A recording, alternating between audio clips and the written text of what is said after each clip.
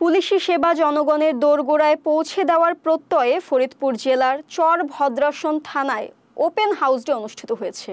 চরভদ্রাসন থানার আয়োজনে সর্বসাধারণের মতামত ও সমস্যা নিয়ে পুলিশের সঙ্গে এই ওপেন হাউস ডে অনুষ্ঠিত হয়। অফিসার ইনচার্জ মোহাম্মদ আব্দুল ওয়াহাবের সভাপতিত্বে উক্ত অনুষ্ঠানে প্রধান অতিথি হিসেবে উপস্থিত ছিলেন ফরিদপুর জেলার অতিরিক্ত পুলিশ সুপার সদর সার্কেল মোহাম্মদ সালাউদ্দিন PPM। অন্যান্যদের মধ্যে নবনির্বাচিত উপজেলা chairman Mohammad Anwar Ali Molla, vice chairman কাউসার ব্যাপারী, চরভদ্রাসন সদর ইউনিয়নের চেয়ারম্যান আজাদ খান, গাজীরটেক ইউনিয়নের চেয়ারম্যান মোহাম্মদ ইয়াকুব আলী, চর ঝাউকান্দা ইউনিয়নের চেয়ারম্যান বদিউজ্জামান মৃধা বধু সহ দলীয় ও অঙ্গ সংগঠনের নেতৃবৃন্দ। এ সময় থানা এলাকায় চুরি, ছিনতাই, ডাকাতি, ইফটিজিং, মাদক, বাল্যবিবাহ, নারী নির্যাতন, কিশোর গ্যাং অপরাধ, চাঁদাবাজি, ভূমিদস্যুতা সহ বিভিন্ন অপরাধ প্রতিরোধে পুলিশের বিভিন্ন পদক্ষেপ এবং করণীয় বিষয়ে আলোচনা করা হয়।